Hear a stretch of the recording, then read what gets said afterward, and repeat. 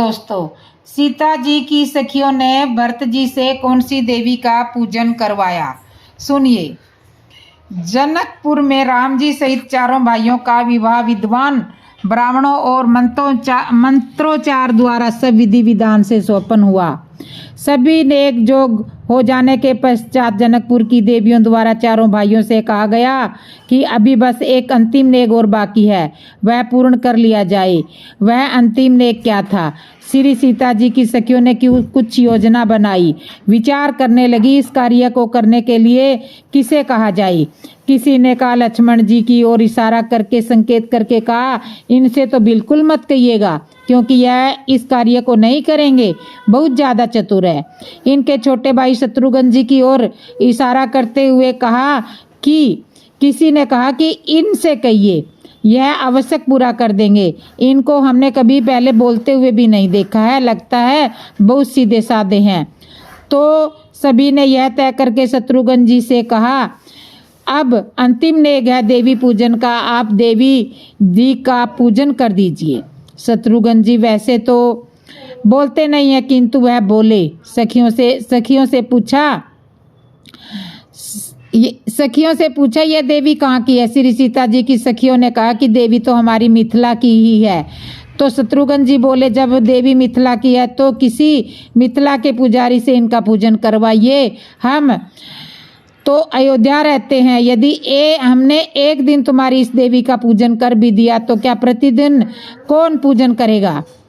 यह तो कोई बात नहीं हुई कि देवी जनकपुर की और पुजारी अयोध्या का हो। व्यर्थ में क्यों परेशान हो रही हो और क्यों दूसरे को परेशान कर रही हो? यहीं के किसी पुजारी से इनका पूजन करवाइए। सखियां विचार करने लगी, इनसे तो इस कार्य को न ही कहा होता तो ठीक उचित रहता, बड़ी गड़बड़ हो गई। अब सखियों ने भरत जी से कहा, आप हमारी इस देवी का पूजन कर दीजिए। ऐसी मान्यता है कि हमारी यहाँ इस देवी जी का पूजन करने से दूल्हे का मंगल होता है। अब भरत जी ने विचार किया कि मुख्य रूप से दूल्हा हमारे प्रभु श्री राम जी हैं और राम जी का जिसमें मंगल हो वह कार्य तो करना ही चाहिए। भरत जी प्रसन्न होते हुए तैयार हो गए, कहने लगे आवश्यक क्यों नहीं, चलो मैं देवी का पूजन कर देता हूँ। भरत जी सखियों के साथ देवी का पूजन करने के लिए जाने लगे। लक्ष्मण जी ने राम जी से कहा, देखो भैया, भरत भैया को देखो, जनकपुर की देवियों की बातों में आ गए। आप तो जानते ही हो कि जनकपुर की देवियों को इन्हें हंसी ठिठोली करने की ही सूझी रहती है और अब भरत भैया भी इनकी बातों में आ गए। इनके साथ जाने के लिए तैयार हो गई। लगता है अब हमारी बहुत हंसी करवाएंगे। राम जी ने कहा, लक्ष्मण भरत साधु है। लक्ष्मण जी बोले, भैया मैं जानता हूँ भरत भैया साधु है, किंतु क्या सारी साधुता यहीं ससुराल में ही दिखाना जरूरी है? राम जी ने कहा, कोई बात नहीं, जाने दो। भरत जी जानकी जी की सखियों के साथ चले गई।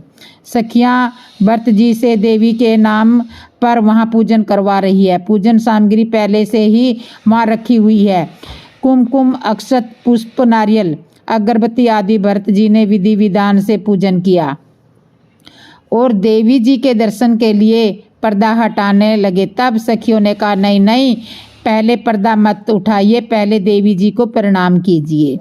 अब भरत जी का प्रणाम साधारण प्रणाम तो होता नहीं, वह लकड़ी की भांति जमीन पर लेटकर दंडवत प्रणाम करने लगे और प्रणाम करने के पश्चात उठकर भरत जी ने जैसे ही वहाँ पर पर्दा हटाया तो देखा कि वहाँ कोई देवी नहीं है, वहाँ तो राम जी की जूती रखी हुई है।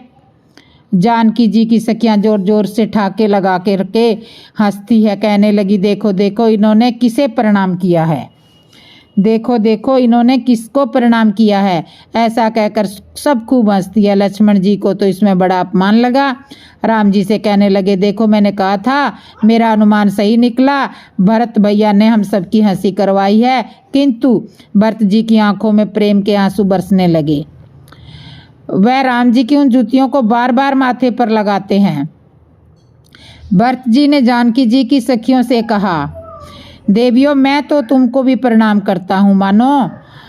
भरत जी का संकेत यह था कि मेरा वास्तविक मुकाम यही है। राम जी जब वन को चले जाएंगे तब यह जूतियां ही मेरी प्राण आधार रहेंगी। भरत जी का यह भाव था। भरत जी की भावदशा देखकर जनकपुर की देवियां भी भावुक हो गई। जनकपुर में राम जी सहित चारों भाइयों का विवाह पूर्ण हुआ।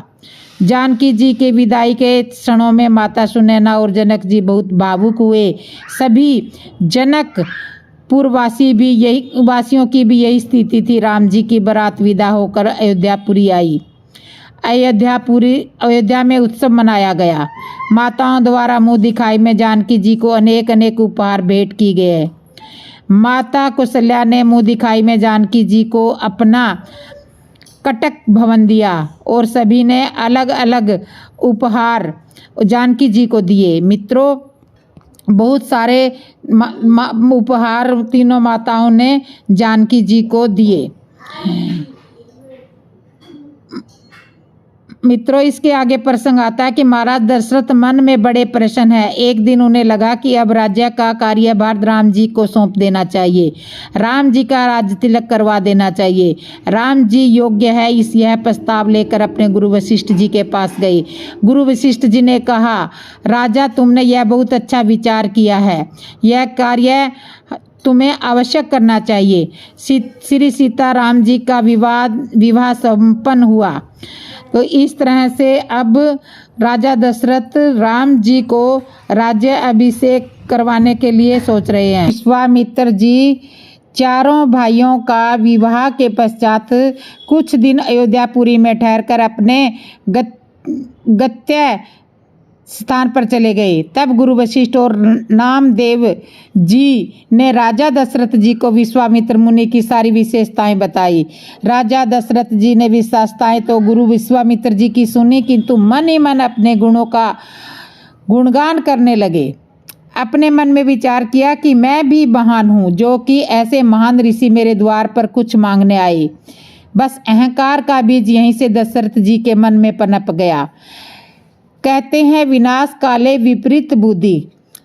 जब व्यक्ति का पतन होना आरंभ होता है तब विवेक से वह कुछ अनुचित कर बैठता है, नीति को भूल जाता है। दशरथ जी भी नीति को भूल गए। राम जी का राज्याभिषेक करने की मन में अभिलाषा थी। यह विचार विमर्श उन्होंने गुरु जी के पास जाकर के किया।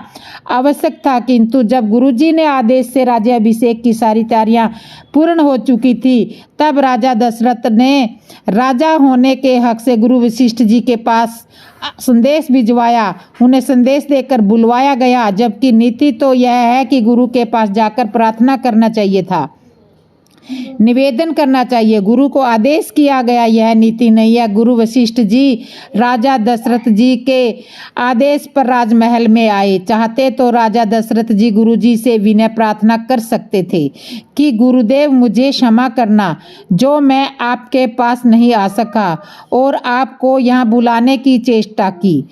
मुझे क्षमा करना, आदेश देकर बुलाया, यहाँ तक भी ठीक था। किंतु जैसे ही गुरु वशिष्ठ जी आए तो राजा दशरथ जी ने उन्हें आदेश दिया कि जाओ राम जी को राज्य पद संभालने की शिक्षा दो। गुरु आखिर गुरु होता है। गुरु वशिष्ठ जी को चाहे अपने मन में राजा दशरथ जी की बात का बुरा लगा होगा, किंतु उन्होंने किसी से ऐसा कहा नहीं। शिष्य के अपराध क्षमा कर देना यह महान गुरुजनों का स्वभाव है। गुरु चाहे शिष्य के अपराध क्षमा कर दें, किंतु विधि इसे क्षमा नहीं करती। राजा की आज्ञा मानकर वह राम जी के भवन में उपदेश देने के लिए चले गए। और जब राम जी को यह मालूम पड़ा कि गुरुदेव यहाँ आए हैं, तब प्रभु श्री राम जी ने गुरुदेव जी से कहा, गुरुदेव मुझे क्षमा करना, आपको यहाँ मेरे पास चलकर आना पड़ा। यह नीति नहीं है। नीति तो यह कहती है कि मुझे आपके पास जाना चाहिए था। यह तो अनर्थ हुआ है। गुरु वशिष्ठ जी ने कहा, राम तुम ऐसा क्यों नहीं कहोगे? तुम रघुवंश शिरोमणि हो, तुम जानते हो नीति क्या है और अनीति क्या है। किंतु ठीक है, तुम राज्य पद संभालने की तैयारी करो। गुरुदेव राम जी को शिक्षा देकर आए और जब उन्होंने देखा कि नगर में बैंड बाजे बज रहे हैं, तब गुरु वशिष्ठ जी ने कहा कि बैंड क्यों बजाए जा रहे हैं? मैंने तो बैंड बजाने का आदेश नहीं किया। किसी ने कहा, गुरुदेव प्रसन्नता के कारण, आनंद के कारण बैंड बजाए जा रहे हैं। वशिष्ठ जी ने कहा, तुमने बहुत बड़ी भूल की है। कार्य पूर्ण होने से पूर्व बैंड बजाना अनुचित है। तुमने बैंड बजाया है तो अब यह समझ लो कि अयोध्या का बैंड बज गया, हो गया अब राम जी का राज्याभिषेक, अब राज तिलक नहीं हो सकता। गुरु वशिष्ठ जी ने उसी समय यह संकेत कर दिया कि अब राम जी का राज तिलक नहीं हो पाएगा, और हुआ भी वैसे ही। विघ्न उत्पन्न होने आरंभ हो गए। गुरु आज्ञा का उल्लंघन, गुरु अपमान का दंड व्यक्ति को भोगना ही पड़ता है, और वही हुआ। बैंड बजों की ध्वनि सुनकर देवताओं को मन में लगा कि यह क्या हो रहा है। राम जी का अवतार तो राक्षसों के विनाश के लिए हुआ है। यदि राम जी सिंहासन पर बैठ गए तो राक्षसों का विनाश कैसे होगा? हम देवताओं की इन दुष्ट राक्षसों से रक्षा कौन करेगा? सारे देवता मिलकर माता सरस्वती के पास प्रार्थना करने के लिए गए। मित्रों, जिस तरह से चोर को चांदनी रात बहुत अच्छी लगती है, वैसे ही देवताओं को अवधपुरी में जो बाजे बज रहे थे वह अच्छे नहीं लग रहे थे। देवता सब मिलकर माता सरस्वती के पास गए, उनके चरण पकड़कर प्रार्थना करने लगे, माता कुछ ऐसा कीजिए कि राम जी का राज तिलक ना हो, राम जी को वनवास हो जाए और हमारे सारे कार्य सिद्ध हो जाए। माता सरस्वती मन में विचार करने लगी कि देवताओं, तुम्हारा स्थान तो बहुत ऊंचा है, किंतु तुम्हारी करनी बहुत नीची है। दूसरों का सुख तुम्हें देखा नहीं जा रहा है। तुम जानते नहीं हो, यदि राम जी को वनवास हुआ तो अवधपुरी में किस तरह का भूचाल आ जाएगा। क्या राजा दशरथ राम जी के बिना जीवित रह पाएंगे? क्या राम जी माता पिता और सारे अयोध्यावासियों को छोड़कर वन को जाएंगे तो उन्हें दुख नहीं होगा? देवताओं ने कहा, माता आप तो जानती हो, राम जी पूर्ण ब्रह्मा है, वह सब दुख सुख से परे है, उन्हें न सुख होगा न दुख होगा। रहा प्रश्न अयोध्या का, महाराज दशरथ जी का और माताओं का, तो वो तो जो कर्मों में लिखा है वो ऐसा ही होगा। यदि ऐसा लिखा होगा तो वह तो उन्हें कर्म के हिसाब से भोगना ही पड़ेगा। आपको किसी तरह कोई दोष नहीं लगेगा। माता सरस्वती ने विचार किया, बात ठीक है, राम जी वनवास जाएंगे, लोक कल्याण ही होगा, राक्षसों का विनाश ही होगा। इस तरह से सरस्वती को देवताओं ने मना लिया। सरस्वती मान गई। माता सरस्वती ने सोचा कि यह बात तो सही कह रहे हैं, राक्षसों का विनाश ही होगा। यह विचार कर माता सरस्वती अयोध्यापुरी को चली गई। माता सरस्वती ने मंदबुद्धि मंथरा के हृदय में ऐसी चेतना जागृत की कि जो एक वाक्य को ठीक से नहीं कह पाती थी, उसे सब मंद बुद्धि कहते थे। उसी मंथरा ने रानी कैकेयी को 100 सूतों की कहानियां सुना दी। बड़ी अद्भुत बात है। माता कैकेयी का हृदय ऐसा बदला कि कैकेयी ने निश्चय कर लिया कि महाराज दशरथ से 2 वरदान मैं आवश्यक मांगूंगी। वह कोप भवन में जाकर लेट गई। भगवान की इच्छा प्रबल है। महाराज दशरथ जी को ज्ञात हुआ कि रानी कैकेयी कोप भवन में है। वहां गए। आने के पश्चात नीति में निपुण महाराज दशरथ जी रानी कैकेयी से कहने लगे, क्या कारण है? कोप भवन में आने का कारण बताओ। तुम्हारे कहने से राजा को रंक बना सकता हूँ, रंक को राजा बना सकता हूँ, बिना अपराध किसी को भी देश से निकाल सकता हूँ। भगवान की प्रेरणा से महाराज दशरथ काम के ऐसे वशीभूत हुए कि नीति निपुण महाराज दशरथ जी नीति के विरुद्ध भी रानी कैकेयी की शर्तें मानने को तैयार हो गए। उन्होंने रानी को वचन देने का आश्वासन दे दिया, यहाँ तक कि भावुकता में आकर राम जी की सौगंध भी खा गए। तब रानी कैकेयी ने महाराज दशरथ जी से अपने वही दोनों वर मांग लिए जो देवासुर संग्राम के समय महाराज दशरथ ने उन्हें दिए थे। देवासुर संग्राम में एक समय रानी कैकेयी दशरथ जी के साथ संग्राम में गई थी। उस देवासुर संग्राम में रानी कैकेयी द्वारा महाराज दशरथ जी को मदद मिली थी। तब राजा दशरथ जी ने प्रसन्नता से होकर रानी कैकेयी को 2 वर मांगने के लिए आश्वासन दिया था। रानी कैकेयी ने पहले वरदान में अपने पुत्र भरत को राज तिलक मांगा और दूसरे वरदान में भगवान श्री राम जी को 14 बरस का वनवास मांगा। यह सुनकर महाराज दशरथ जी ने रानी कैकेयी से बहुत विनती की कि अपने वरदान में बदलाव कीजिए, भरत जी को राज मैं दे दूंगा, किंतु राम जी को वनवास मत मांगो। किंतु रानी कैकेयी अपनी हट पर अड़ी रही, टस से मस नहीं हुई। राजा दशरथ जी ने भगवान शिव से प्रार्थना की, हे भोलेनाथ, तुम तो सबके हृदय में प्रेरणा करने वाले हो, कुछ ऐसा कीजिए कि राम जी वनवास ना जाए। क्या कारण था जो कि माता कैकेयी ने राम जी को 14 वर्ष का वनवास दिया? 14 वर्ष से कम या अधिक क्यों नहीं दिया? राम वनवास, यह समय राम जी का संकल्प था। राम जी अपने वनवास काल में अनेक उद्देश्यों को पूरा करना चाहते थे। देवताओं को वरदान दिया था कि मैं अवतार लेकर राक्षसों का वध करूंगा। दूसरा कारण यह था, वह जानते थे मेघनाथ को यह वरदान है कि उसने तपस्या करके यह वरदान प्राप्त किया है कि उसे केवल वह मार सकता है जो विवाहित हो और जिसने 14 वर्ष तक निंद्रा, अन्न और नारी का चिंतन व भोग ना किया हो, और वह कार्य केवल लक्ष्मण जी ही कर सकते हैं। राम जी जानते थे लक्ष्मण मेरे साथ वन में आवश्यक जाएंगे और मेघनाथ को इनके अतिरिक्त दूसरा कोई मार नहीं सकता। निंद्रा, नारी और अन्न का त्याग केवल लक्ष्मण जी ही कर सकते हैं, और लक्ष्मण जी ने किया भी है, शास्त्रों में इसका वर्णन है। तीसरा कारण, नारद जी का श्राप भी सिरोधार्य कर रखा था। नारी वियोग से उसे भी पूरा करना था। भगवान शिव विधि के विधान को बदल सकते हैं। ब्रह्मा जी के लिखे हुए लेख को, पारबंध को बदलने में भगवान शिव सक्षम है, किंतु यदि संकल्प समय भगवान का है तो उसे भगवान शिव भी नहीं बदल सकते। यदि बदल सकते हैं तो क्या महाराज दशरथ की प्रार्थना स्वीकार नहीं कर लेते? भगवान शिव तो राम जी को अपना इष्ट मानते हैं। जिन राम जी के प्रति उनके हृदय में इतना सम्मान है, इतना आदर है, क्या उन राम जी के पिता श्री की यह विनती स्वीकार नहीं करते? दशरथ जी ने प्रार्थना की थी भगवान शिव से, हे भगवान शिव, कुछ ऐसा करो राम जी वनवास को न जाएं, किंतु भगवान शिव इस पारबंध्य रचना को बदलने में सक्षम नहीं थे। इस विषय में भगवान शिव राजा दशरथ को जरा भी संतुष्ट नहीं करा पाए। समुद्र से अमृत और विष दोनों निकले थे। अमृत का पान देवताओं ने किया था और विष का पान भगवान शिव ने किया था।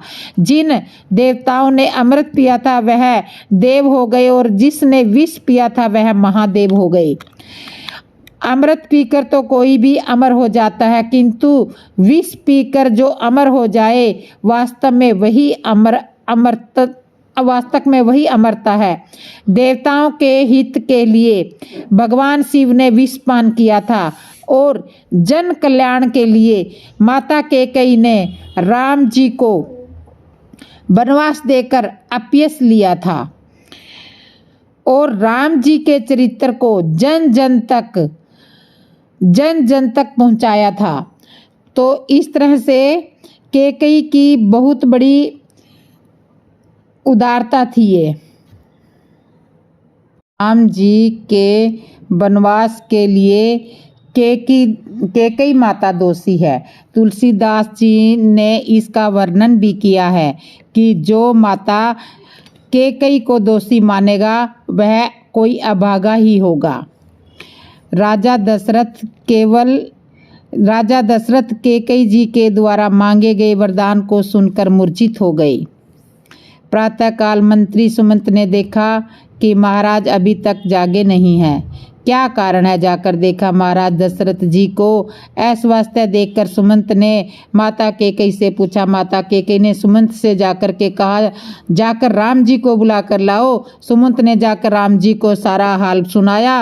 राम जी जिस वेश में थे उसी वेश में वहाँ महल में आ गए। राम जी के वेश को देखकर लोगों में भय उत्पन्न हो गया, विषाद छा गया। सब लोग आपस में चर्चा करने लगे और जब राम जी ने आकर देखा महाराज दशरथ अस्वस्थ होकर लेटे हैं। भगवान श्री राम ने माता कैकेयी से कारण पूछा। माता कैकेयी ने राम जी को कारण बताया कि तुम्हारे पिताजी ने तुम्हें 2 वरदान देने को कहा था और तुम्हारे पिताजी ने मुझे 2 वरदान देने को कहा था और मैंने अपने 2 वरदान मांगे हैं। पहला वरदान भरत को राज तिलक मांगा है और दूसरा वरदान मैंने तुम्हारे लिए 14 वर्ष का वनवास मांगा है। बस यही सुनकर तुम्हारे पिताजी बेहाल हो गए हैं। राम जी कहने लगे, नहीं माता, इतनी सी छोटी सी बात पर यह दशा नहीं हो सकती। मुझसे कोई बड़ा अपराध हुआ होगा जिसके कारण पिताजी मुझसे रूठ गए हैं। यदि बात केवल इतनी सी है तो यह तो मेरे लिए बड़े सौभाग्य की बात है। माता, वह पुत्र बड़ा सौभाग्यशाली होता है जो माता पिता की आज्ञा का पालन करे। यदि पिताजी ने मुझको 14 साल का वनवास दिया है और उसमें तुम्हारी भी सहमति है तो मेरे लिए इसमें सबसे बड़े सौभाग्य की बात है। और क्या हो सकती है? इससे बड़े सौभाग्य की बात और क्या हो सकती है? मैं आवश्यक पिताजी की आज्ञा का पालन करूंगा, इसमें दुख मनाने वाली कोई बात नहीं है। भगवान श्री राम जी ने पिता दशरथ जी को आश्वासन दिया, पिताजी 14 वर्ष बीतने पर मैं अति शीघ्र लौट कर आऊंगा, आप निश्चित रहिए। इस तरह राजा दशरथ जी को आश्वासन देकर राम जी माता कौशल्या के महल में वन गमन के लिए आज्ञा लेने गए। जब माता कौशल्या ने देखा कि राम जी आए हैं तो माता कौशल्या बड़े प्रसन्न होते हुए कहने लगी, पुत्र अति शीघ्र स्नान कर लो और अल्पाहार कर लो। पता नहीं राजा तिलक के समय कितना समय लगेगा, इसलिए आप अति शीघ्र तैयार हो जाओ। परिस्थिति इतनी प्रतिकूल होने के पश्चात भी राम जी के चेहरे पर उदासी का कोई भाव नहीं था। माता राम जी के मुख दर्पण को देखकर यह समझ ही नहीं पाई थी कि परिस्थिति प्रतिकूल हो चुकी है। तुलसीदास जी ने इस प्रसंग में यह समझाने का प्रयास किया है कि प्रतिकूल परिस्थिति होने पर किस तरह धैर्य का परिचय देना चाहिए। हमारे जीवन में यदि परिस्थिति प्रतिकूल हो जाए तो सामने वाला हमारे चेहरे के भाव को देखकर ही समझ जाता है कि कुछ बात तो हो चुकी है। यदि सामने वाला नहीं भी समझ पाता है तो हम उसे समझाने के उद्देश्य से हमारे चेहरे पर ऐसे भाव ले आते हैं जिससे वह हमसे पूछने लगता है कि किस बात पर। फिर हम अपनी प्रतिकूल परिस्थितियों का उसके सामने वर्णन करते हैं, किंतु राम जी ने कुछ ऐसा नहीं किया। बड़े सहज रूप से माता कौशल्या से कहा, माता पिताजी ने मुझे वन जाने का राज्य दिया है, वन का राज्य दिया है। माता कौशल्या एक क्षण कुछ समझ नहीं पाई। तब राम जी ने कौशल्या माता को समझाया कि माता कैकेयी की आज्ञा से पिताजी ने मुझे 14 वर्ष का वनवास दिया है और भरत को राज तिलक देने की बात कही है। यह सुनकर माता कौशल्या एकदम अचेत हो गई।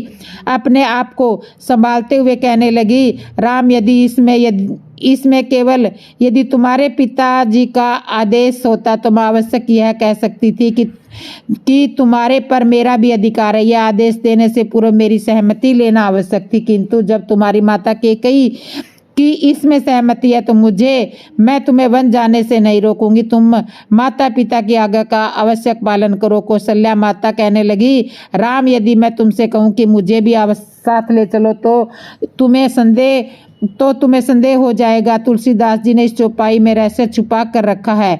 केवल इतना कहा है कि तुम्हें संदेह हो जाएगा, स्पष्टीकरण नहीं किया है। संत जन इसकी व्याख्या करते हैं कि राम जी को संदेह किस तरह हो सकता है। संतों ने इसकी व्याख्या की है कि माता कौशल्या के कहने का भाव यह था कि भरत की माता राम जी का राज तिलक नहीं देखना चाहती थी। यदि मैं कहूँगी मुझे भी साथ ले चलो तो तुम्हें संदेह है यह हो जाएगा कि क्या राम जी की माता भी कैकेयी के पुत्र भरत का राज तिलक देखना नहीं चाहती थी। बस इस चौपाई का यही अर्थ है। कौशल्या माता ने कहा कि राम, तुम माता पिता की आज्ञा का पालन करते हुए आवश्यक वन में जाओ। मैं यहाँ भरत का राज तिलक आवश्यक देखूंगी। जब राम जी माता से आज्ञा ले रहे हैं तब श्री जानकी जी भी वहीं उपस्थित थी। अपने पांव के नुपुर की ध्वनि से पृथ्वी को कुचलते हुए राम जी का ध्यान अपनी ओर आकर्षित करना चाहती थी। नुपुरों से पृथ्वी को कुरेद रही है। जानकी जी कुछ कह नहीं रही है। फिर माता जानकी जी ने राम जी से कहा, स्वामी, मुझे भी साथ ले चलिए। मैं भी आपके साथ में वन में जाऊंगी।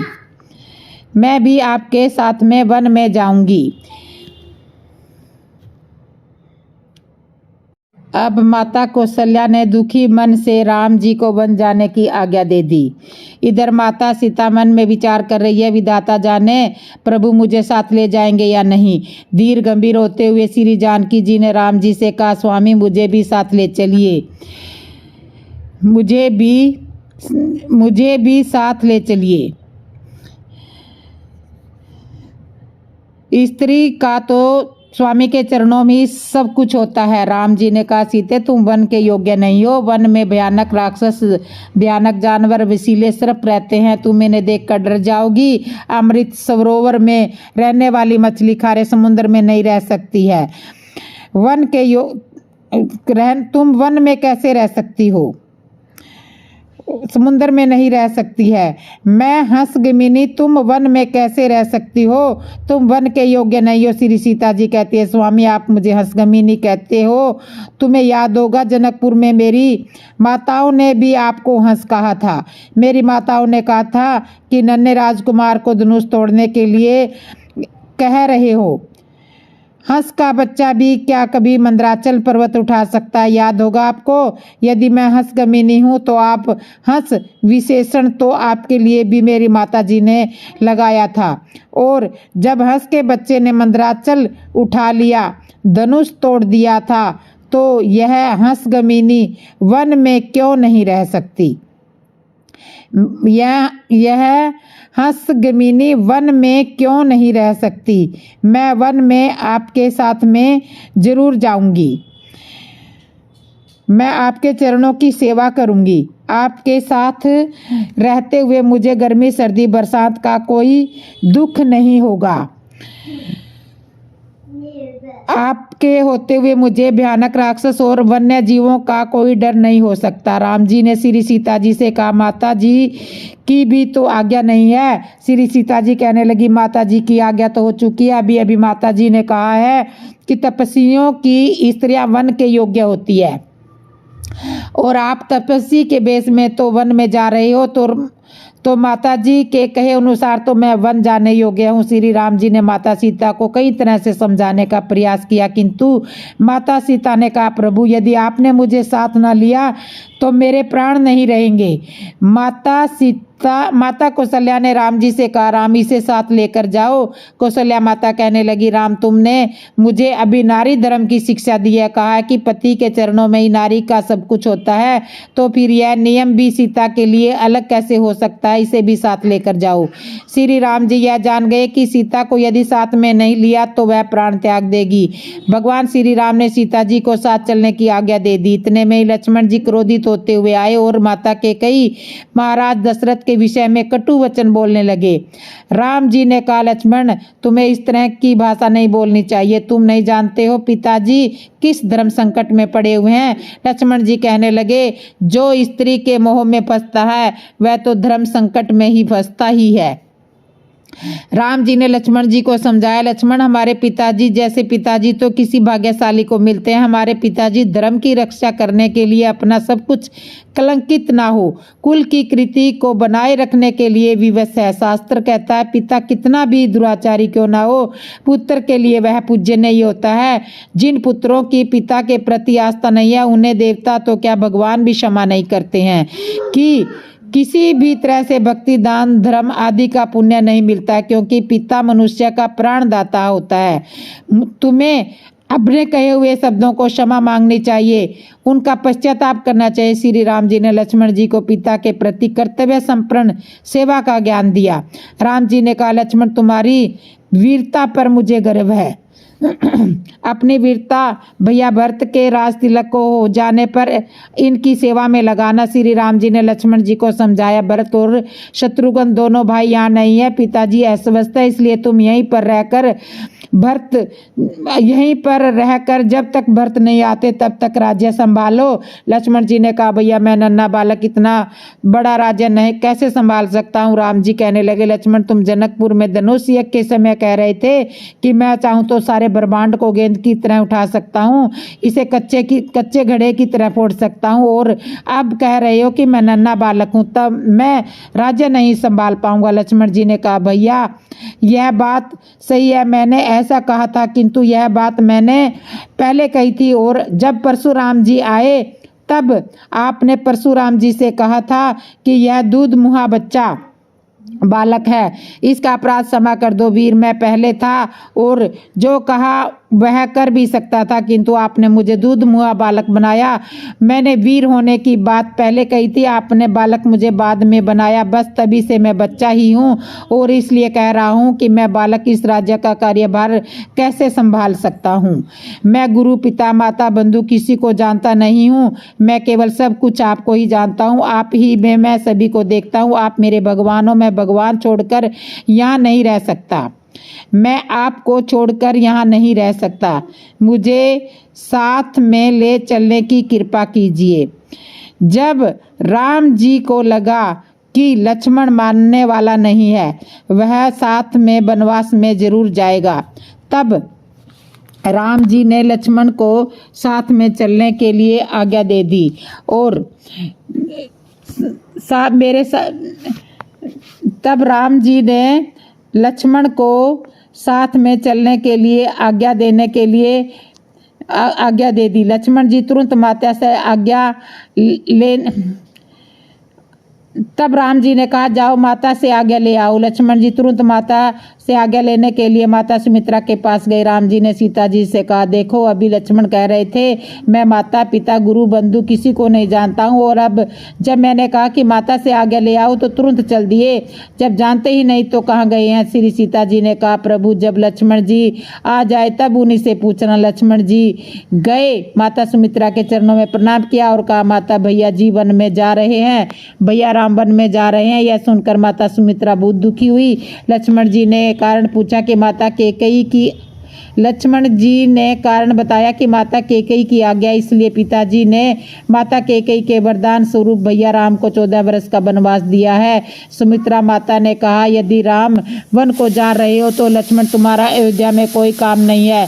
लक्ष्मण जी कहने लगे, माता भैया राम मुझे यहाँ रुकने का कह रहे थे, किंतु मैंने कहा कि मैं माता पिता गुरु बंधु किसी को नहीं जानता हूँ। सुमित्रा माता ने कहा, लक्ष्मण जब तुमने यह कह दिया था कि मैं किसी को नहीं जानता हूँ तो फिर यहाँ तुम्हें आना ही नहीं चाहिए था। लक्ष्मण जी ने कहा, माता यदि मैं यहाँ नहीं आता तो राम जी की आज्ञा का उल्लंघन हो जाता। सुमित्रा माता ने कहा, राम जी की आज्ञा उल्लंघन नहीं होती, तुम्हें वही माता की आज्ञा भी मिल जाती और राम जी की आज्ञा का पालन भी हो जाता। तुम्हारी माता मैं नहीं हूँ, तुम्हारी माता तो श्री जानकी है और राम जी तुम्हारे परम पिता परमेश्वर है। आज से तुम उन्हीं को माता पिता समझना। सुमित्रा माता ने लक्ष्मण जी को वन जाने की आज्ञा दे दी। लक्ष्मण जी माता जी से आज्ञा लेकर बहुत प्रसन्न हुए और वहां से तुरंत ऐसे चले जैसे कोई मृग फंदा छुड़ाकर भागा हो। उन्हें मन में लगा कहीं दूसरी बाधा न आ जाए। यहाँ तक कि लक्ष्मण जी ने उनकी भार्या उर्मिला जी से भी मिलना उचित नहीं समझा। अन्य रामायण में विवरण यह है कि उर्मिला लक्ष्मण जी की विदाई के लिए आरती का थाल सजाने लगी थी। पुष्प थाली में सजे के सजे रह गए। लक्ष्मण जी ने विचार किया कहीं बाधा उत्पन्न ना हो जाए, राम जी मुझे छोड़कर ना चले जाएं। इस भय से तुरंत राम जी के पास आ गए और इससे आगे का प्रसंग मैं आपको अगली वीडियो में सुनाऊंगी। तब तक के लिए कथा को विश्राम करते हैं और जिसने मेरे चैनल को सब्सक्राइब नहीं किया सब्सक्राइब करना, लाइक करना, कमेंट करना और बेल आइकन बटन तो जरूर दबा लेना। जय श्री राम दोस्तों, जय श्री राम।